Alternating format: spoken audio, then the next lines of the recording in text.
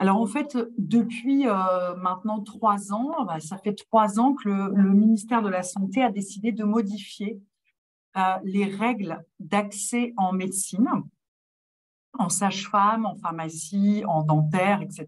Donc, ce sont ce qu'on appelle toutes les licences, toutes les matières MMOPK. Il y a kiné également. Et donc, vous êtes sur maintenant deux modalités d'accès différentes pour intégrer la médecine. Deux modalités d'accès qui sont, mais véritablement, complètement euh, espacées, qui n'ont rien à voir. Et j'insiste là-dessus, elles n'ont tellement rien à voir qu'en fait, elles n'ont pas le même numerus apertus. Alors, le numerus apertus, c'est un beau mot latin pour dire qu'en fait, l'Agence régionale de santé va déterminer dans chaque région un nombre de places pour les étudiants pour accéder en médecine ou en sage-femme ou en dentaire, etc. Un nombre de places pour ceux qui sont entrés dans une première année de fac de médecine et un nombre de places pour ceux qui sont allés dans une autre licence, une licence disciplinaire, qu'on appelle les LAS. Donc, les LAS, ce sont les licences accès santé. Alors, à l'Institut catholique de Lille, nous avons décidé de proposer plusieurs licences disciplinaires. Donc, proposer plusieurs licences disciplinaires pour pouvoir intégrer la médecine ou les études de maïeutique. Alors, j'insiste tout de suite sur un point qui est fondamental et où il ne faut pas qu'il y ait d'erreur. À la Cato, ce n'est pas le cas partout, mais en tout cas à l'Institut catholique de Lille, nous avons fait le choix qu'en étant en LAS, c'est-à-dire en étant dans une licence autre que la médecine, eh bien, vous ne pouvez accéder qu'en médecine ou en maïeutique, donc en sage-femme. Donc, il n'est pas possible d'accéder en dentaire, en pharmacie ou en kinésithérapie. Donc, les étudiants vont intégrer les premières années de licence de droit, par exemple, puisqu'on est une LAS. Et donc, ils vont intégrer cette première année de licence de droit et ils vont avoir une première année quasiment similaire à tous les autres étudiants de droit.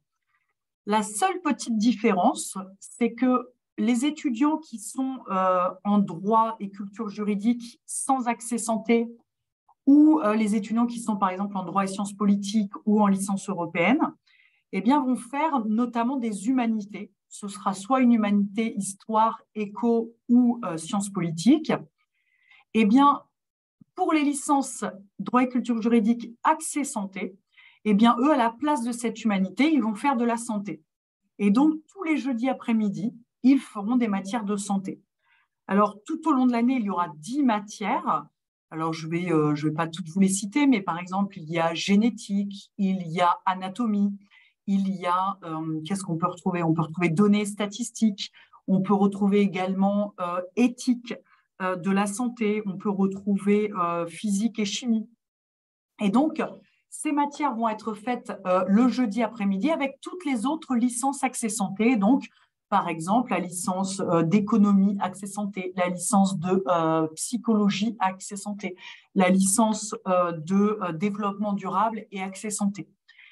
Et donc, tous ces étudiants seront ensemble. Et à la fin de l'année, eh bien, si l'étudiant a validé sa première année de droit et son option santé, c'est-à-dire qu'il a eu plus de 10 en droit, mais également plus de 10 en option santé, eh bien, il a un choix, il a un triple choix. Il peut aller en fac de médecine pour faire médecine, il peut aller en fac de médecine pour faire sage-femme, et il peut également décider, et nous en avons tous les ans, certains qui décident que finalement, eh bien, ils apprécient beaucoup le droit et que par conséquent, eh bien, ils vont rester en droit et, si vous voulez, abandonner l'idée d'entrer en fac de médecine ou sage-femme. Il est également possible, pourquoi pas, de se dire que l'étudiant n'intègre pas en première année, mais intégrera à la fin de sa deuxième année, la deuxième année de médecine ou de sage-femme. Donc voilà, il y a plein de possibilités. Alors, là où c'est très important pour nous de vous rencontrer et de répondre à vos questions, c'est que la licence de droit et culture juridique accès santé est vraiment une licence particulière. Pourquoi? Parce que elle n'est pas évidente, déjà. Il faut vraiment être lucide là-dessus. Déjà, une première année de droit, c'est pas toujours évident. Une première année de médecine, c'est vraiment pas évident. Donc, vous imaginez bien qu'une première année de droit avec un peu de médecine, c'est vraiment pas évident du tout. Donc, il faut quand même être sacrément motivé. Néanmoins, de l'avis de tous les étudiants que j'ai pu avoir depuis ces 3 années, eh bien, ceux qui avaient goûté à l'ancien système, puisque certains avaient fait une première année de l'ancien système, eh bien, ils ont tous reconnu qu'effectivement, le nouveau système était quand même un peu plus facile. Et c'était un objectif de la réforme et de la réforme opérée par le ministère de la Santé, c'était de dire que faire une première année de médecine, vouloir entrer en médecine ou en sage-femme, c'est pas au prix de votre santé parce que vous avez une première année qui est abominable. Ici, vraiment, l'équilibre psychologique de nos étudiants est vraiment fondamental. Et c'est tellement fondamental que maintenant, eh bien, l'essentiel des notes eh bien, sont liés à un contrôle continu. Ce qui veut dire que si jamais l'étudiant eh bien, se trompe ou a une mauvaise note dans une matière, il peut parfaitement rattraper soit dans la même matière à un autre moment, soit il peut rattraper avec les autres matières. Je vais vous donner un exemple. Ça fait quand même 3 ans où les étudiants n'ont pas des très bonnes notes en physique-chimie, voire des notes qui sont vraiment, on pourrait dire, catastrophiques. Mais c'est pas grave, il y en a quand même un certain nombre qui arrivent à entrer en médecine ou en sage-femme parce qu'ils arrivent à rattraper avec l'éthique, avec l'anatomie, avec les données, les statistiques, avec la génétique, qui sont des matières qui, a priori, sont plus abordables pour les étudiants. Après, ça ne veut pas dire que personne ne réussit en physique-chimie, mais en tout cas, la moyenne est quand même plus faible que dans les autres matières. Alors, une autre question que vous pourriez vous poser, et qui est importante et qu'on rencontre beaucoup sur les salons, et c'est ma collègue Armelle Leroy qui est ici pourrait nous le confirmer, c'est de savoir quel est le profil, en fait, qui peut venir dans cette licence de droit et culture juridique accès santé. Eh bien, en fait, tout le monde peut venir. Alors, tout le monde peut venir, mais au regard de la difficulté de l'année, eh bien, il est évident que si l'étudiant a rencontré des difficultés en première et terminale, c'est peut-être pas la licence qu'il lui faut. Il risque de se retrouver en difficulté. Et en se retrouvant en difficulté, finalement, eh bien, ça va le desservir parce qu'il va perdre confiance en ses capacités, alors qu'en réalité, il serait peut-être tout à fait capable de faire une première année de droit sans beaucoup de difficultés. Mais une première année de droit avec une option santé, c'est quand même pour, on va dire, les bons étudiants. Alors, les bons étudiants, attention, ça ne veut pas dire qu'il faut avoir 18 de moyenne en première et en terminale. Dans ma tête, j'entends par bons étudiants des étudiants qui ont à peu près 12 ou 13 de moyenne en première et terminale, ou plus, bien entendu, c'est encore mieux. Mais à partir de 12 ou 13 de moyenne, selon les statistiques que j'ai pu faire depuis 3 ans, je vois bien que les étudiants qui ont eu moins de 12-13 de moyenne en première ou terminale rencontrent des difficultés et que ce n'est pas le but qu'ils soient en difficulté. Par ailleurs, il faut également, alors ça va vous paraître curieux que je dise ça, mais il faut également s'assurer que vous soyez, alors je ne sais pas forcément qui j'ai en face de moi, si j'ai des parents ou des étudiants, mais je vais considérer que j'ai les deux. Il faut s'assurer que vous ayez un bon équilibre psychique, d'accord? Parce que comme l'année est compliquée, si vous êtes fragile, finalement, cette année risque de vous mettre plus en difficulté et de vous mettre encore plus en difficulté que vous ne l'êtes déjà. Et donc, ce n'est peut-être pas non plus une bonne idée. J'ai pu, et je me permets de le dire, le constater cette année où j'ai quand même eu plusieurs étudiants qui étaient psychiquement en difficulté avant même de commencer.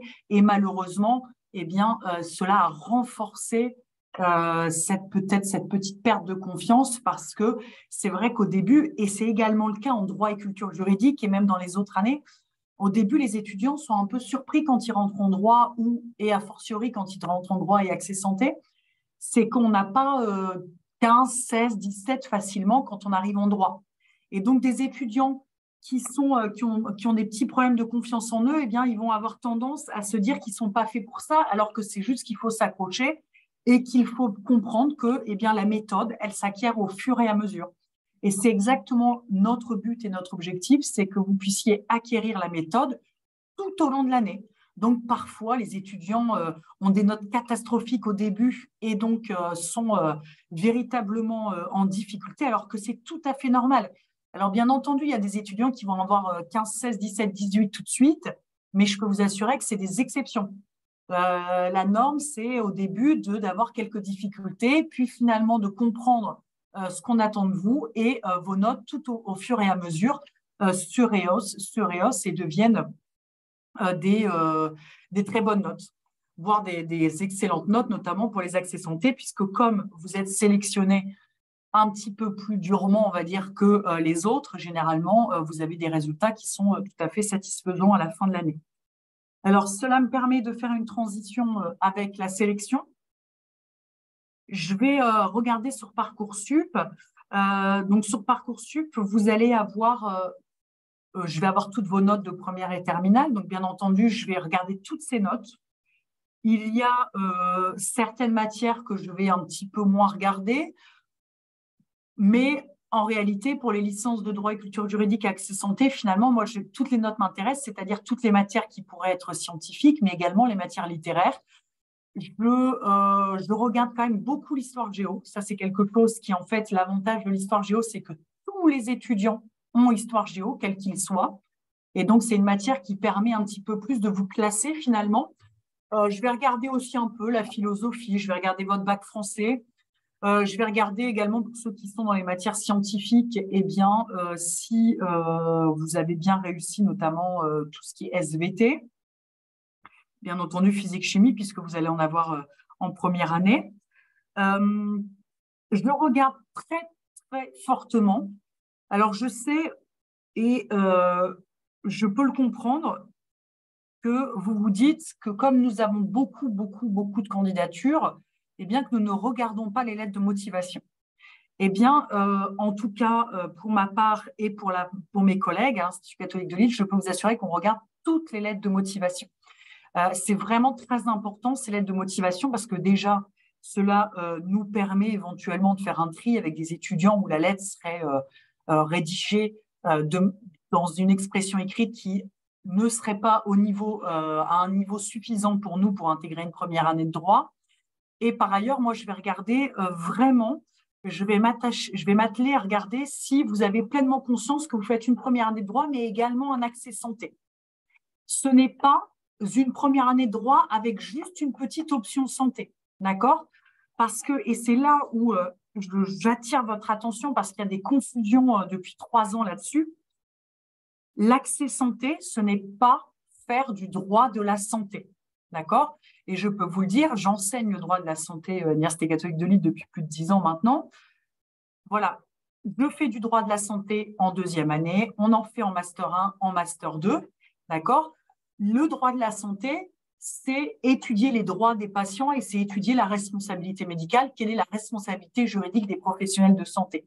Ce n'est pas du tout la même chose que l'option santé que vous allez avoir en première année, où là, vous allez avoir de l'anatomie, de la physique, de la chimie, de la biophysique, etc. Ça n'a strictement rien à voir.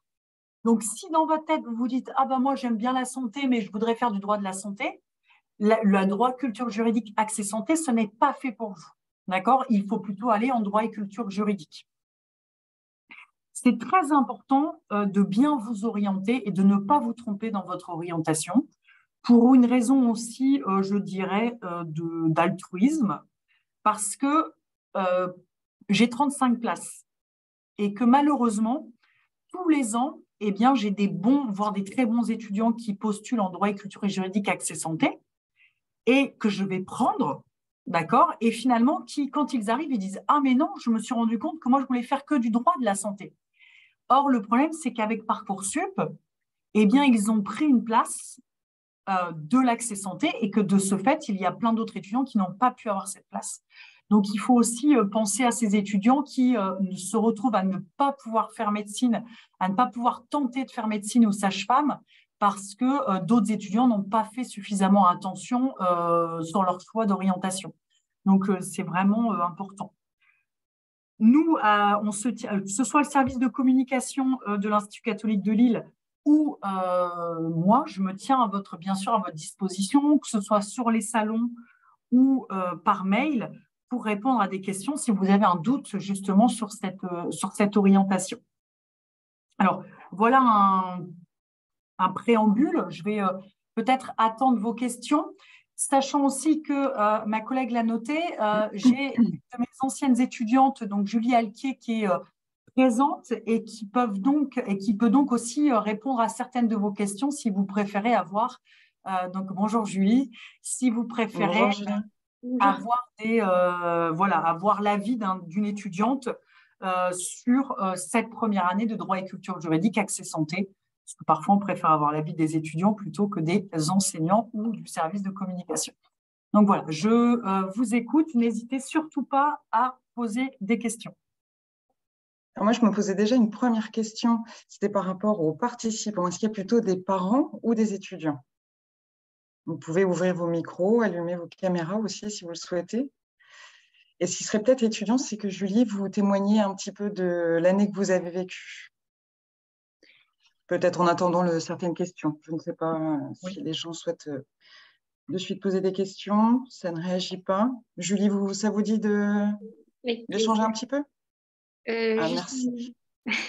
J'ai choisi de faire cette licence parce que j'avais aucune idée de si je voulais aller en droit ou en médecine.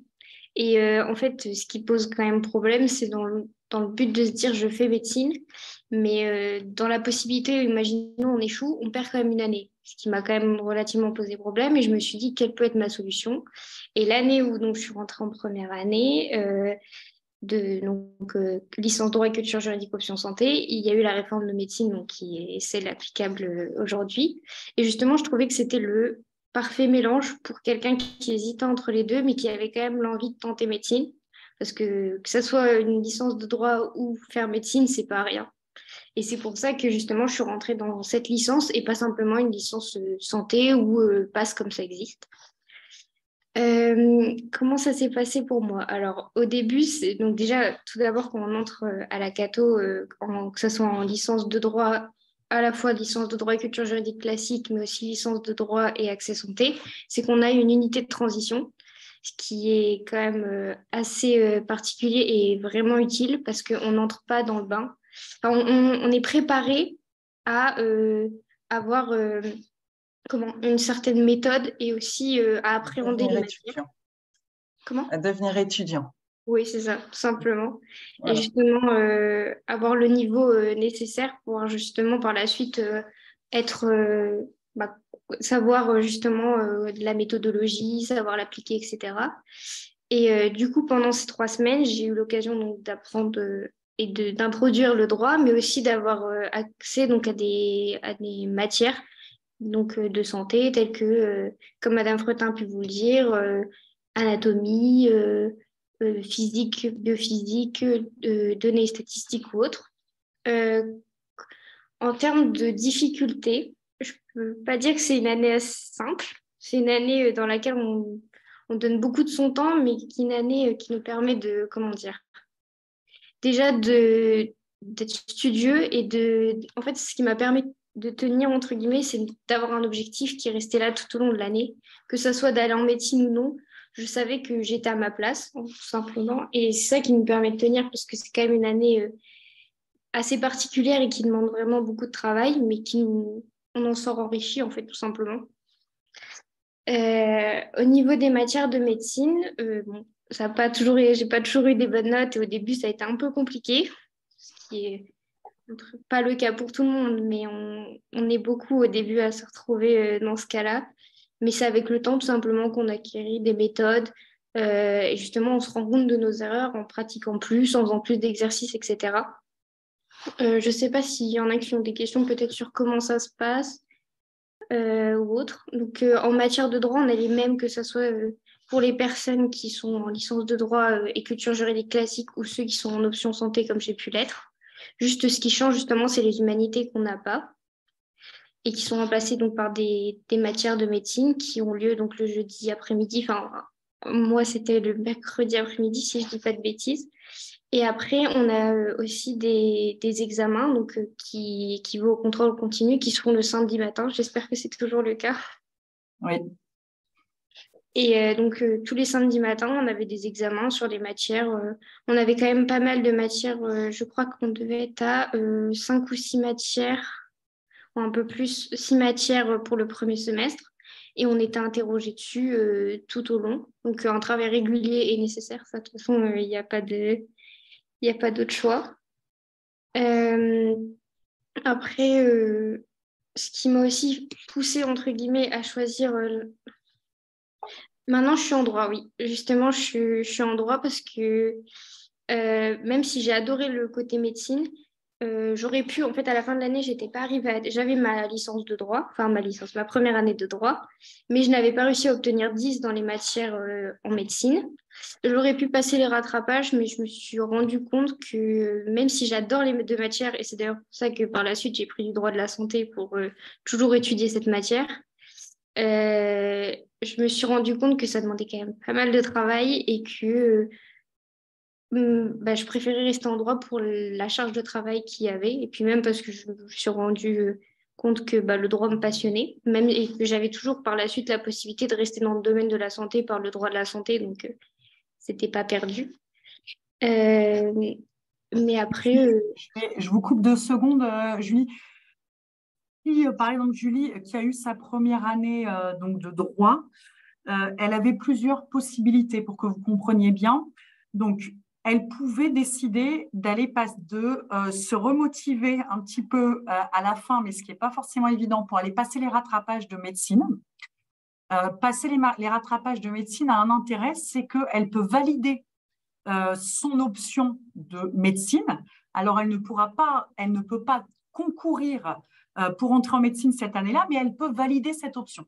Et si elle valide cette option, eh bien, Julie aurait pu intégrer la 2e année de droit et faire une année de droit exactement comme les autres, mais en maintenant son option santé.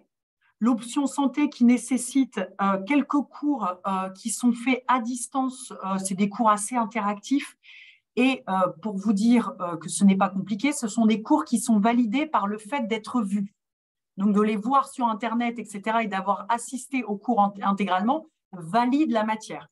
Le but étant de maintenir les étudiants quand même avec un certain niveau en santé pour pas qu'ils soient complètement perdus. Et donc, si Julie avait passé sa mineure santé niveau 1, elle aurait pu faire cette mineure santé niveau 2 en 2e année et de nouveau concourir pour entrer en médecine ou en sage-femme en 2e année. Alors, pour information, pour que vous ayez conscience un petit peu, l'année dernière, eh bien, tous ceux, alors je sais que Julie a adoré le droit, donc ce n'est pas une frustration, en tout cas j'espère, Julie, vous nous le direz peut-être. Tous ceux qui ont décidé de maintenir l'option santé l'année dernière, eh bien, ont été intégrés en médecine et en sage-femme. Ils ont pu tous s'intégrer. Donc, je peux vous assurer que pour moi, c'était une très grande fierté et surtout, au-delà de la fierté, c'était surtout une très grande satisfaction pour mes étudiants qui, pendant 2 ans, ont vraiment espéré, parce que vous vous doutez que quand on veut être médecin ou sage-femme, parfois, c'est vraiment un souhait très profond et ils ont tous pu intégrer, et ce qui est vraiment très bien. Et une des choses qui a été très agréable, c'est que comme toutes les places n'avaient pas été données aux premières années, eh bien, en fait, les places qui n'ont pas été données aux premières années parce qu'il n'y avait pas assez de première année, eh bien, le reste des places a été donné aux 2e année. Ce qui a permis à certains étudiants en 2e année, finalement, d'accéder en médecine alors qu'ils ne l'auraient pas forcément pensé au début. Donc, voilà. Sachant que, au cas où vous poseriez la question, quand vous intégrez médecine ou sage-femme derrière, alors au début, on a un petit peu cafouillé, on ne va pas se mentir. Il faut bien savoir qu'au début, on a eu 1 mois et demi, et sachant que le mois et demi, c'était le mois d'août, pour mettre en place la réforme pour les premières années. Donc, ça a été extrêmement compliqué, mais on s'est amélioré au fur et à mesure des années. On s'est rendu compte que les étudiants qui venaient de droit, de psychologie, d'éco, etc., pouvaient être un petit peu en difficulté en arrivant en deuxième année de médecine. Alors, en deuxième année de sage-femme, ça va, mais en deuxième année de médecine, c'est un petit peu plus compliqué. Et donc, maintenant, il y a 3 semaines au début de la deuxième année qui sont faites un petit peu de manière intensive pour rattraper un peu le niveau et pour un peu se remettre dans le bain facilement. Donc voilà. Julie, est-ce que vous pourriez expliquer peut-être ce que vous veniez de quel bac? Vous aviez fait quoi comme bac? Moi, j'avais fait un bac S, spécialité sciences et vie de la Terre. D'accord, ouais, donc le profil idéal pour la LAS. Mais, et Julie pourrait en témoigner, ce ne sont pas des mensonges. Julie, est-ce que vous pouvez témoigner que j'ai pris également des étudiants qui ne venaient pas de bac scientifique? Ah oui, Et effectivement. donc voilà. Alors, Julie pourrait vous le dire, ceux qui ne viennent pas de bac scientifique ont quand même au début des grosses difficultés. C'est pour ça que là, vraiment, j'insiste maintenant. Alors, Parcoursup me le permet, ne me le permettait pas il y a 3 ans. C'est qu'en fait, je rentre en contact avec les étudiants maintenant en juillet, ceux qui veulent intégrer la première année de droit et culture juridique accès santé. Si vous n'avez pas fait de bac scientifique, eh bien, je conseille très fortement de faire une petite préparation estivale pour rattraper le niveau de terminale sur les matières scientifiques. Maintenant, vous avez plein d'établissements qui proposent cette petite préparation. Généralement, elle se fait en 15 jours. Alors, on ne va pas se mentir, c'est 15 jours intensifs, mais ça vous permet d'aborder beaucoup plus sereinement vos débuts d'études en matière de santé. Je peux vous dire que quasiment tous mes étudiants se sont inscrits cette année, tous ceux qui sont en première année, et ont tous fait cette prépa, même ceux qui étaient en matière scientifique. Alors, je prends également, au cas où vous seriez concernés, alors, il faut savoir que certaines facultés ne les prennent pas, ne les éliminent d'office. Eh bien, moi, ce n'est pas du tout mon cas. Je prends ceux qui ont fait une remise à niveau scientifique en première année d'études supérieures. Je ne sais pas pourquoi les facs publiques mais également la fac de médecine ne privilégient pas ce type d'étudiants. Pour ma part, un étudiant qui a fait de l'économie ou des Sciences Po, etc., ou du droit même, en terminale et qui finalement a fait une remise à niveau pendant 1 an pour pouvoir aller plus sereinement en première année d'études de santé, eh bien, je trouve que c'est parfaitement louable. Et donc, c'est un profil que je privilégie. Et par ailleurs, j'en ai la confirmation cette année. Sur l'intégralité de mes LAS, eh bien, j'ai 5 étudiants qui viennent de remise à niveau scientifique et les 5 ont pour l'instant très bien réussi leur option santé, ce qui me prouve que j'ai raison de les intégrer et que ce n'est pas du tout un défaut d'avoir fait cette remise à niveau scientifique, bien au contraire. Est-ce qu'il y a d'autres questions? Alors, on a Saline qui dit « Je voudrais savoir si la physique-chimie en LAS est au même niveau qu'au lycée ou est-ce que c'est plus compliqué ?» Alors, Julie, vous allez pouvoir répondre parce que moi, je n'ai jamais fait de physique-chimie ou alors ça remonte vraiment à très, très, très loin.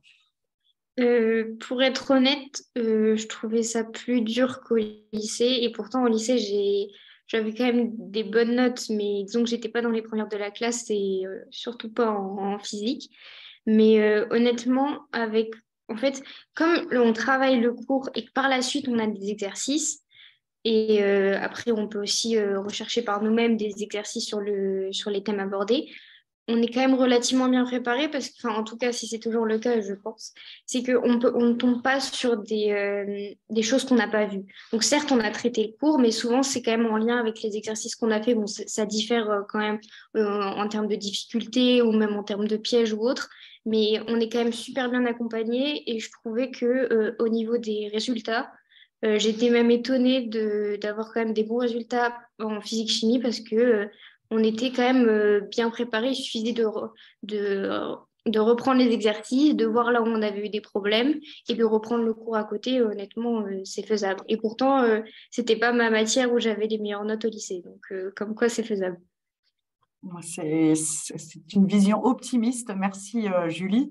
On a, d'ailleurs, c'est ce que vous étiez en train de dire, Julie, sur cet accompagnement. Eh bien, ça me fait penser à une question qu'on me pose quasiment tout le temps dans les journées portes ouvertes ou sur les salons.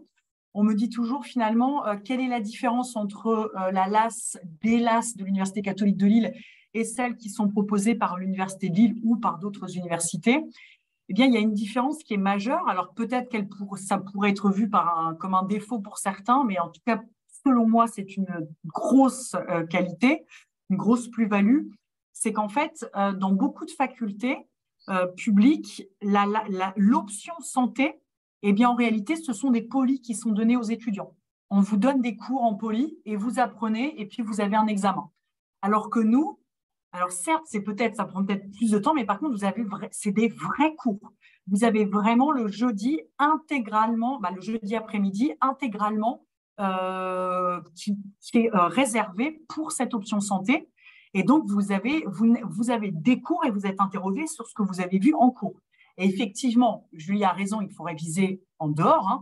Alors souvent, le responsable de la partie santé, Monsieur Cavillon, dit qu'à peu près en médecine, on est sur 1 heure de cours de face à face, on est à peu près sur 10 heures de cours personnels. Donc, c'est quand même beaucoup. Je vous rassure, c'est beaucoup moins en droit. En droit, on va plutôt être sur un ratio de 1 heure de face à face, on va plutôt être sur 2-3 heures de travail personnel.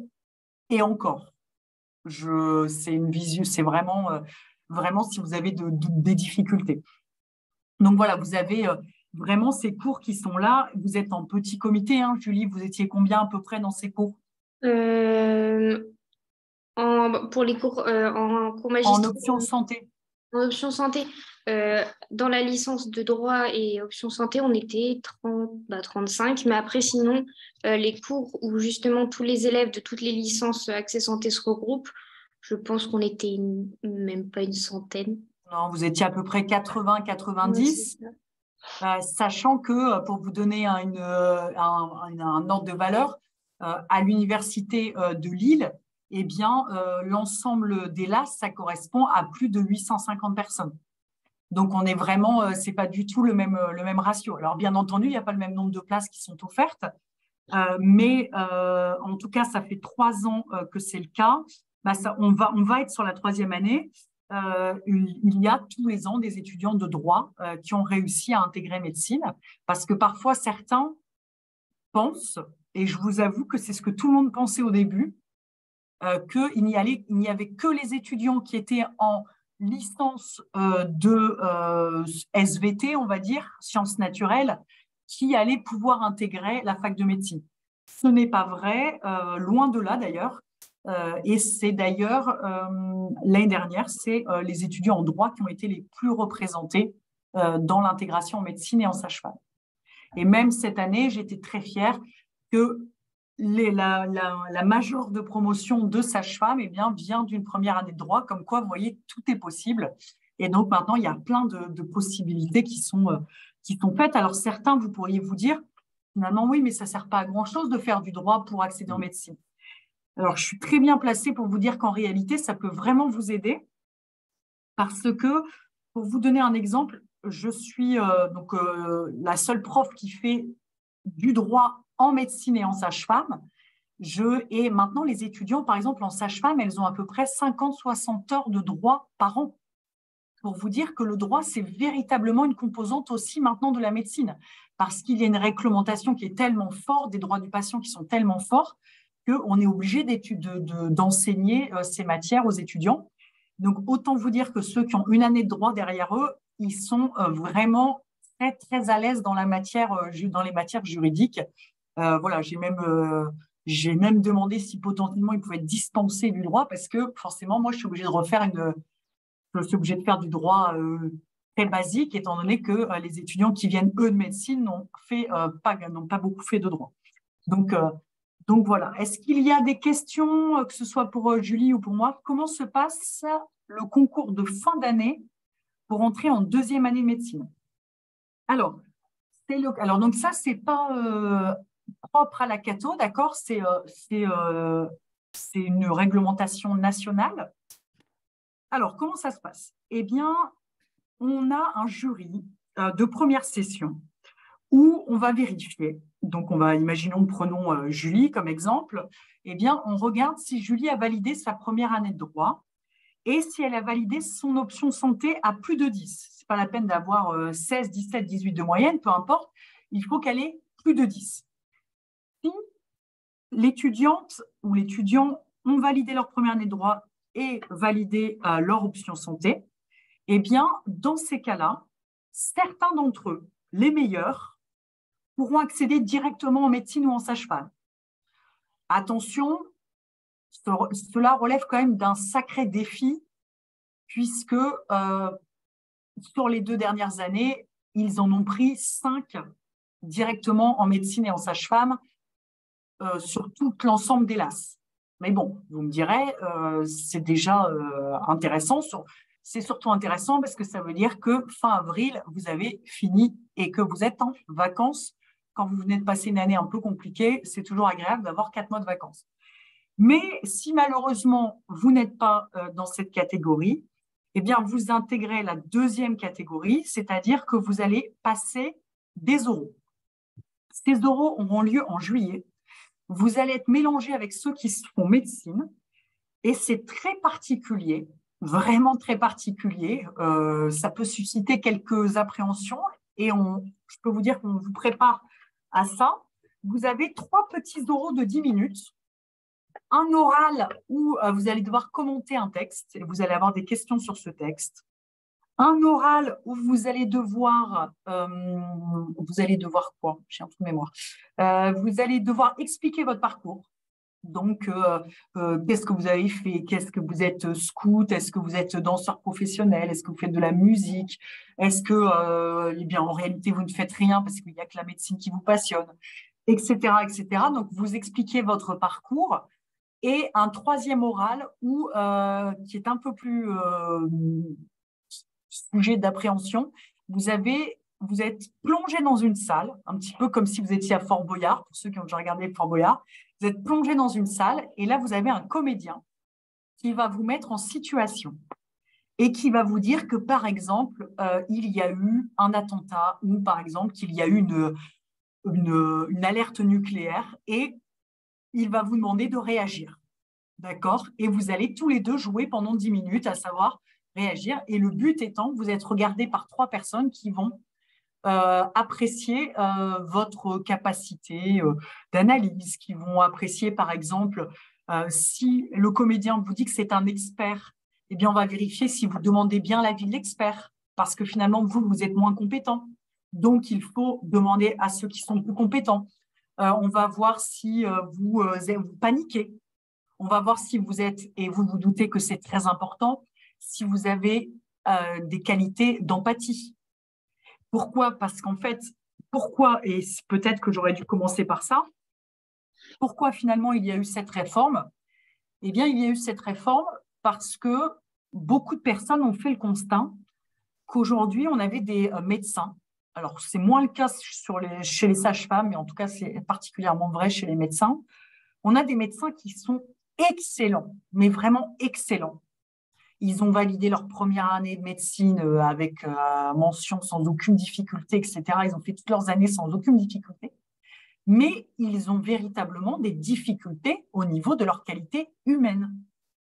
Or, finalement, vous avez beau être excellent, si vous n'avez pas de qualité humaine, ou en tout cas que ce n'est pas, on veut dire, votre fort, l'empathie, la capacité de communiquer avec d'autres personnes, etc., vous ne serez pas un bon médecin.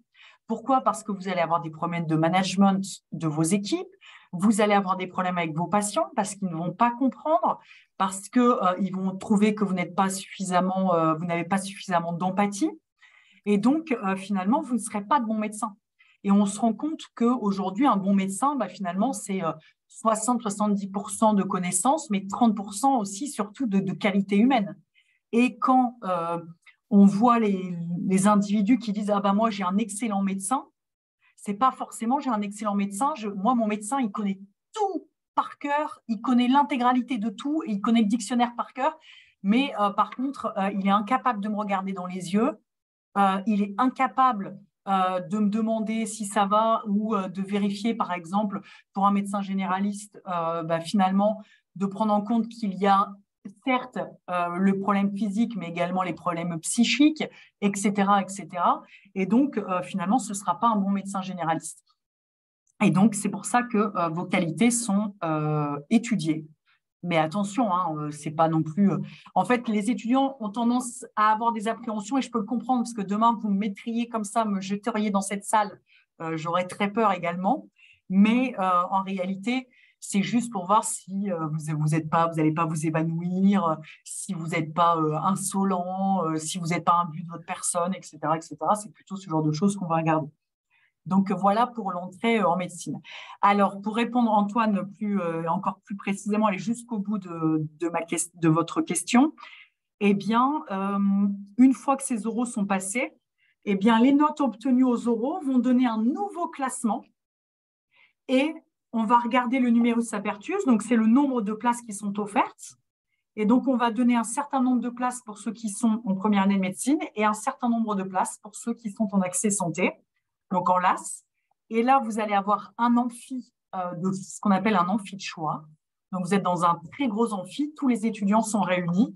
Et là, on vous appelle par ordre de classement et vous choisissez si vous voulez faire médecine ou sage-femme.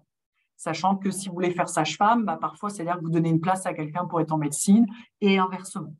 Donc voilà pour comment se passe l'intégration en deuxième année de médecine. Est-ce qu'il y a d'autres questions? N'hésitez pas à participer même à l'oral. Est-ce que si l'étudiant intègre médecine via votre formation, il effectuera son cursus de médecine au sein de la Cato de Lille? Alors, très bonne question et effectivement, c'est une question qu'on me pose régulièrement. Oui, il faudra effectivement faire ces études de médecine au niveau de la Cato pour une raison qui est assez simple, c'est qu'en fait, vous avez un numerus apertus pour la Cato. Donc, on ne peut pas finalement se dire, moi, je vais aller ailleurs. Alors après, le doyen de la fac de médecine aurait la même question sous les yeux. Il mettrait quelques réserves. C'est que, par exemple, imaginons, vous avez un étudiant dont toute la famille déménage, je dis n'importe quoi, en Guadeloupe ou déménage à La Réunion. Eh bien, vous pouvez éventuellement, et c'est un accord entre les doyens des différentes facs de médecine, vous pouvez aller faire votre médecine dans une autre faculté. Mais cela relève de l'exceptionnel.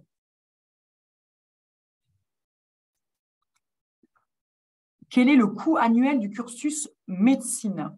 Alors là, c'est plutôt ma collègue qui va pouvoir vous répondre. Alors, je vais vous répondre quelque chose, c'est que en réalité, c'est très difficile de répondre à la question du coût, puisqu'en fait, le coût dépend des revenus, des revenus du foyer fiscal. Voilà. Donc, en fait, aucun étudiant, alors c'est pas qu'aucun étudiant ne paye la même chose, si, parce que finalement, il n'y a pas non plus 40 000 catégories, mais il y en a combien, Mel? 10 peut-être 10, 12 catégories? Oh, je pense que c'est moins. Je n'ai pas la grille en tête. Je dirais entre 8 et 10. Oui, entre 8 et 12 catégories. Sachant que, pour que vous ayez une idée, c'est assez simple. C'est qu'en fait, il faut savoir que la fac de psycho, la fac d'éco, la fac de droit, la fac de médecine, ce ne sont pas les mêmes tarifs. Mais l'avantage, enfin, je ne sais pas si on peut parler d'avantage, mais la fac de médecine et la fac de droit, on est à peu près sur la même grille tarifaire. Par contre, effectivement, sur les autres facs, on est l'accès est un petit peu moins coûteux. Donc voilà. Alors l'avantage, parce qu'on me pose souvent la question, l'avantage, c'est que quand vous faites une première année de droit et culture juridique et que vous intégrez la médecine après, c'est qu'en fait, vos années, finalement, sont vite rentabilisées au niveau du coût. D'accord? C'est plus délicat quand des étudiants ne trouvent pas de travail derrière. L'avantage que quand vous êtes médecin ou sage-femme, c'est que vous trouvez forcément du travail derrière. Il n'y a aucune difficulté là-dessus et vous allez être rentabilisé assez vite au niveau de votre rémunération. Juste pour que vous ayez une idée, parce que c'est un gros changement, au cas où vous ne l'auriez pas vu, les études de maïeutique, donc de sage-femme, sont passées de 5 à 6 ans. C'est quelque chose qu'il faut savoir. C'est les seules études en 6 ans en France actuellement. Et donc, ça s'accompagne également d'une revalorisation du salaire des sages-femmes, qui vraiment, depuis 3 ans, a été profondément revalorisé, à hauteur plus de 25% d'augmentation.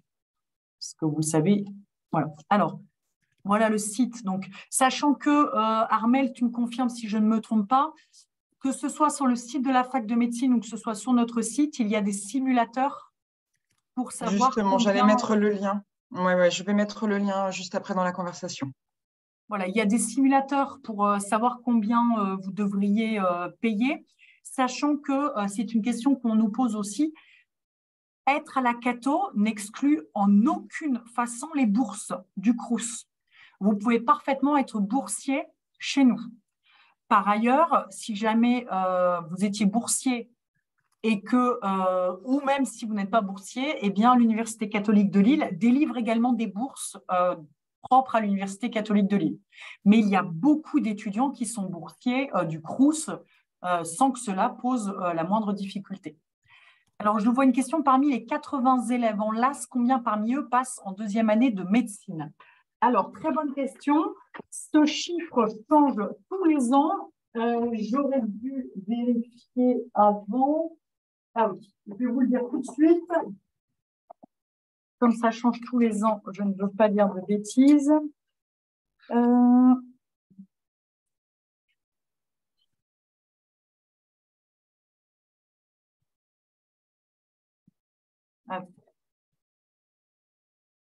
Ok. Je l'avais noté quelque part. Enfin, oui, on est sur 32. On est sur 32 pour l'ELAS 1. Donc, alors attention, je ne voudrais pas qu'il y ait de méprise. Si vous regardez les 80 élèves en LAS 32, ça fait un très, très beau taux de réussite. Bien plus important que le taux de réussite national. En réalité, il faut faire attention. Déjà, il n'y a pas forcément 80 élèves en LAS. C'était l'année de Julie où ils étaient à peu près 80. Maintenant, ils sont un petit peu plus. Pourquoi finalement on a un taux de réussite qui est important de cette façon? Eh bien, c'est justement à cause des problèmes d'orientation. C'est qu'on repère que dans toutes les LAS, eh bien, finalement, dans le premier mois, on a un certain nombre d'abandons. Et donc, de ce fait, eh bien, j'ai envie de dire tant mieux pour ceux qui sont en LAS, parce que s'il y a moins d'étudiants, eh bien, ils ont plus de chances d'intégrer médecine ou sage-femme. Mais moi, je pense qu'on va avoir ce phénomène pendant encore peut-être 1 ou 2 ans et qu'après, ça devrait quand même être un petit peu, ça devrait un petit peu se réduire au niveau de l'écart entre la moyenne nationale et la moyenne que l'on peut avoir à l'Université catholique de Lille. Alors, bonjour, comment se déroule et en quoi consiste le test d'admission pour s'inscrire en première année? Alors, on a, nous, ce qu'on appelle une journée Parcoursup. Cette journée Parcoursup a lieu le 3 mai 2023. C'est ça, Armelle? Il me semble, oui, que tu as raison. Au niveau des dates, je vérifie sur le site. Il me semble que c'est le 3 mai. Donc, déjà, vous formez un vœu sur Parcoursup. Et après, donc le 3 mai, le mercredi après-midi pour les LAS, eh bien, vous allez avoir donc une présentation de la LAS, un peu plus précise, beaucoup plus précise que ce que j'ai fait là. Et derrière, vous allez avoir un test. Alors, un test sur la partie droit et culture juridique. Et après, vous avez un test sur la partie santé. Attention, ce test ne pose aucune difficulté. Dedans, il y a des questions de motivation. Il y a des questions pour m'assurer que vous avez bien compris que c'est une option santé et que ce n'est pas du droit de la santé. Et après, vous avez des questions de culture scientifique vraiment de base. Pour vous donner un exemple, je vous demande quel scientifique s'est illustré comme étant le père du vaccin contre la rage. Vous voyez, c'est ce genre de questions. c'est vraiment pas très compliqué. Ou voilà, on n'a pas beaucoup de… Vraiment, pour vous dire, l'année dernière, j'ai eu 16,4 de moyenne au test, pour vous dire qu'il ne faut pas se faire une montagne sur ce test. C'est vraiment assez facile. Le but étant, surtout, je dirais pour ma part, de m'assurer à travers le test que vous disiez « Ah, finalement, si on me pose ces questions, je ne suis peut-être pas faite pour rentrer en LAS, ou alors c'est vraiment exactement ce que je veux faire. » Voilà, c'est vraiment pour être encore une fois plutôt un test d'orientation. Je vois une question où on dit « Bonjour, est-ce que l'option santé est en présentiel ?» Eh bien oui, l'intégralité de nos cours, enfin, à part un cours, mais parce qu'on a décidé de le maintenir à distance, parce qu'on trouvait que c'était pas mal, finalement, c'était la phase Covid parfois nous a donné quelques idées, mais on va dire que 95% de nos cours à l'Université catholique de Lille sont en présentiel, que ce soit en droit ou en médecine. Et en santé, les cours sont à 100% en présentiel. Il n'y a aucun cours à distance. Donc vraiment, c'est un énorme plus. Vous avez 2 heures de physique, après vous allez avoir 2 heures de données statistiques, etc. Sachant que vous avez certains professeurs, Julie, je parle sous votre contrôle, certains professeurs qui donnent le cours avant et qui expliquent le cours pendant le présentiel, certains profs qui ne donnent pas le cours avant, ça dépend un petit peu, chacun fait comme il le souhaite. Et vous avez des quiz maintenant, ça c'était peut-être pas fait à l'époque de Julie, mais maintenant c'est fait. En médecine, il n'y a quasiment que des QCM. Il y a très peu d'exercices écrits.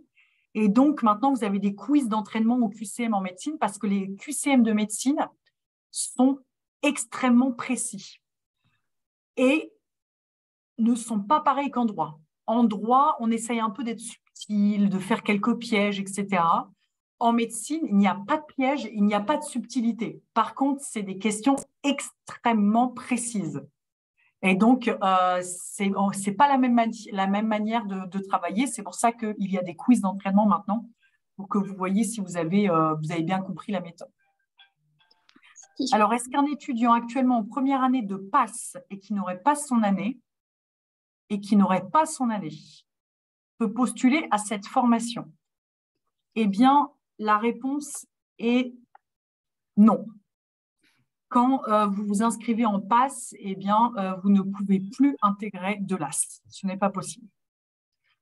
Alors, ce n'est pas propre à l'Université catholique de Lille, c'est propre à toutes les facultés. Par contre, si vous êtes en première année de PASS chez nous et que vous validez votre première année, c'est-à-dire que vous avez plus de 10, mais que vous n'êtes pas pris en médecine, et c'est tout à fait possible, hein, il y en a un certain nombre qui ont plus de 10 de moyenne. Avant, on appelait ça les reçus collés. Maintenant, on ne les appelle plus comme ça, mais ça reste le même principe.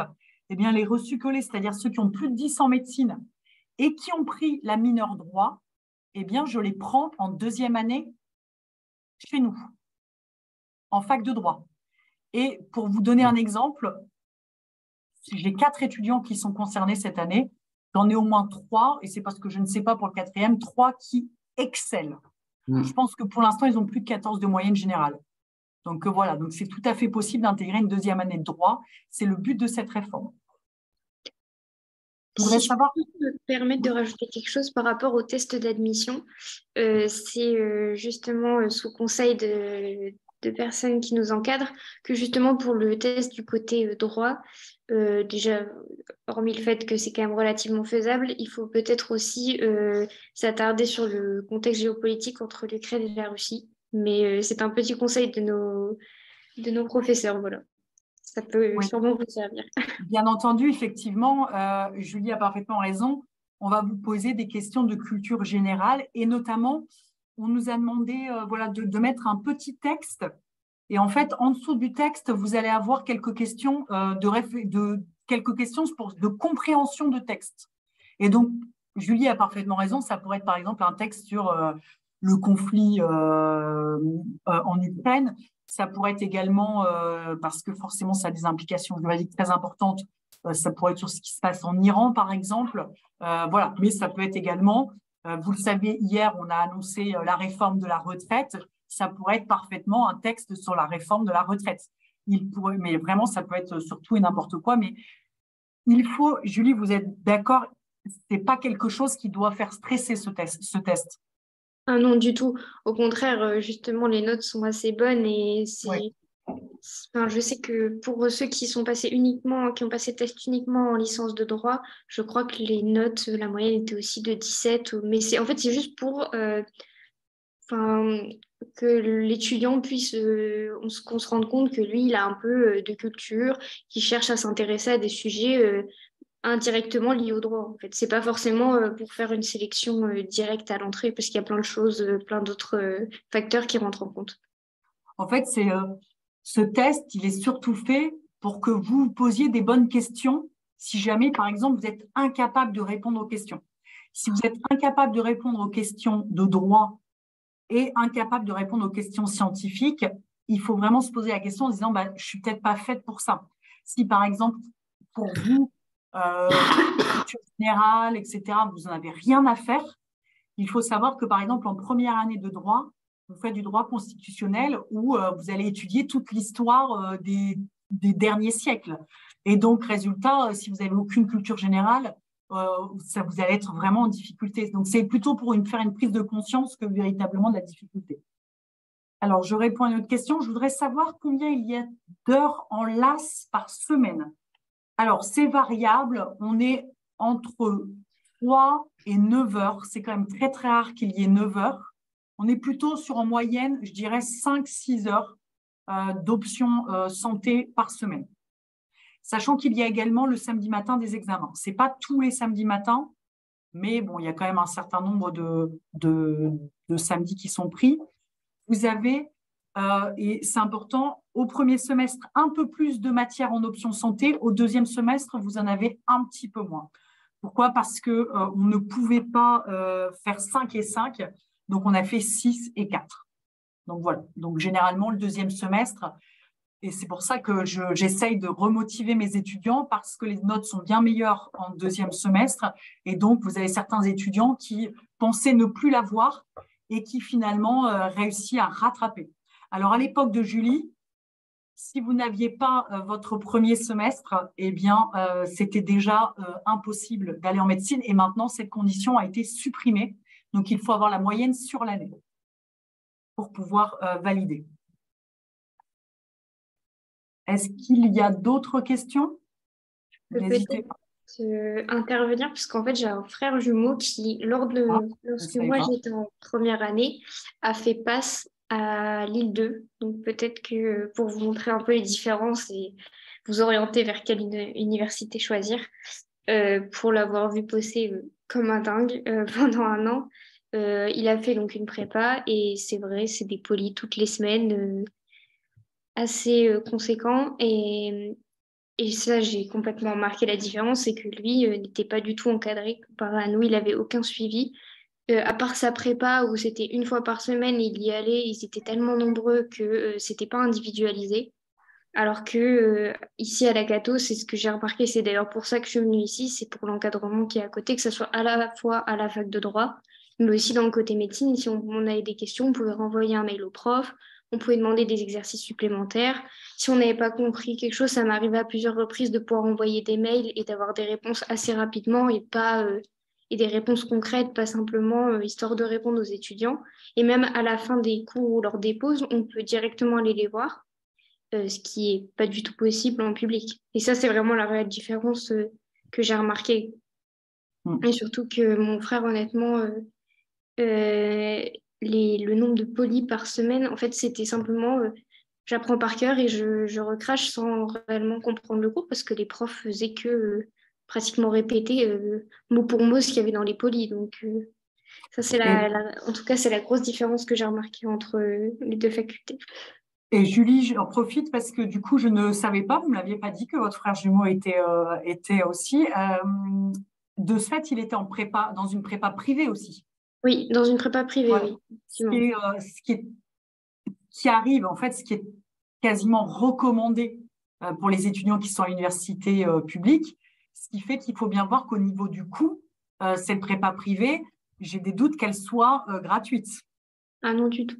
Donc, de ce fait, il faut quand même, c'est des éléments à prendre en compte aussi au niveau du coût, de se dire que si vous allez à l'université publique, mais que vous avez cette prépa à payer, finalement, nous, par exemple, il n'est pas conseillé de faire de prépa à côté parce que les cours et l'encadrement sont suffisants. Et surtout, peut-être que la première année, on a été un petit peu défaillant. Alors, je me mets dedans, mais c'était du côté de la fac de médecine. Il y a eu des petits couacs au niveau du tutorat. Maintenant, il y a vraiment le tutorat qui est vraiment mis en place avec les LAS, ce qui permet aux étudiants de médecine, donc qui sont en deuxième, troisième, quatrième, etc., d'aider les étudiants qui sont en première année ou en deuxième année de LAS. Donc voilà, il y a vraiment, il a fallu 1 ou 2 ans pour s'ajuster, mais maintenant, ça commence vraiment à bien marcher. Et donc, ils peuvent être aidés comme ça. Donc voilà. Je vais peut-être, Ramel, on va s'arrêter là, sauf si il y a d'autres questions. N'hésitez pas. Hein. Mais si vous avez des questions, n'hésitez pas. J'en profite pour faire un petit peu de publicité sur nos prochains événements d'orientation. Vous pouvez nous rencontrer au Salon de l'étudiant du 19 au 21 janvier, donc à Lille Grand Palais. L'événement que vous suivez aujourd'hui est aussi proposé jusqu'au 1er mars, donc un rendez-vous tous les mercredis soirs. Le prochain rendez-vous, c'est sur la licence droit et culture juridique Campus Lille et Campus ici. Vous avez également la JPO, journée porte ouverte, le 4 février, et les immersions destinées aux lycéens de terminale, le 8 février après-midi. De ce fait, j'en profite pour réagir sur ce que vient de dire ma collègue. Malheureusement, ayant cours sur le salon de l'étudiant, je ne serai pas présente sur le salon de l'étudiant, mais mes collègues peuvent naturellement répondre à des questions sur la licence de droit et culture juridique accès santé. Cependant, sachez que je suis présente toute la journée lors de la JPO du 4 février, c'est ça, Armel ? Voilà, donc vraiment, je suis présente toute la journée. Il ne faut surtout pas hésiter à venir, y compris si vous voulez avec vos dossiers qu'on garde, que je vous dis si, si vous avez un dossier qui va passer au niveau de Parcoursup, etc. Il ne faut surtout pas hésiter là-dessus. Étant donné qu'on met des conférences à peu près le matin, l'après-midi, le midi, voilà, vous pouvez être sûr que s'il y en a bien une qui sera là toute la journée, c'est bien moi. Donc, vous pouvez me retrouver de 10h à peu près 17h le 4 février. Donc, surtout, ne pas hésiter à venir. Je serai également présente lors de la pause de l'immersion. Donc, encore une fois, voilà. Surtout, vraiment, n'hésitez pas, n'ayez pas peur. On est vraiment là pour répondre à vos questions. Voilà. Je serai aussi présente aux journées portes ouvertes et d'ailleurs, n'hésitez pas à venir si vous avez des questions, même si vous voulez simplement voir à quoi correspond un cours, parce que j'ai encore mes cours de première année, bon, sans vous les partager bien sûr, mais ça peut vous donner une idée de à quoi ressemblent les cours et même comment ils sont formés, donc n'hésitez pas. Merci, un immense merci Julie. Il y a une toute dernière question, je vois de Salim. Si je valide ma LAS, j'aurai le choix entre médecine ou sage-femme, où la sélection se fait par la moyenne. En fait, vous, en fonction de votre moyenne, eh bien, vous pourrez soit avoir que sage-femme, soit avoir que médecine, soit avoir sage-femme et médecine. Et dans ces cas-là, il faudra faire un choix. Alors, je vais vous révéler quelque chose, ce n'est pas un secret. Les places sont plus, entre guillemets, chères. Alors, quand je dis cher, ce n'est pas au sens du prix, c'est au sens de la rareté en médecine par rapport à sage-femme. Alors, sage-femme, en fait, il y a beaucoup moins de places, mais il y a beaucoup moins d'étudiants qui veulent faire sage-femme que d'étudiants qui veulent faire médecine. Pour vous dire, ça fait 2 ans, et vraiment, je dois vous motiver pour ça, ça fait 2 ans que toutes les places en sage-femme ne sont pas prises, alors que sage-femme est un métier exceptionnel. Donc, vraiment, réfléchissez à ça. Je peux vous assurer qu'il y a quand même peu de sages-femmes qui se disent, au bout de 5, 10 ans, 15 ans, oh, mon métier n'a pas de sens, mon métier n'est pas bien rémunéré, mon métier n'est pas intéressant. Voilà, c'est également le cas pour médecine, mais en tout cas, sage-femme, vraiment, c'est un métier qui est en train d'être revalorisé, que ce soit sur le salaire, au niveau des responsabilités, au niveau de la reconnaissance sociale. Et donc, c'est vraiment quelque chose qu'il faut remettre dans un coin de sa tête ou alors vraiment ne pas occulter parce que c'est hyper intéressant, y compris pour les garçons. Voilà, il faut pas, c'est pas réservé aux femmes. Voilà.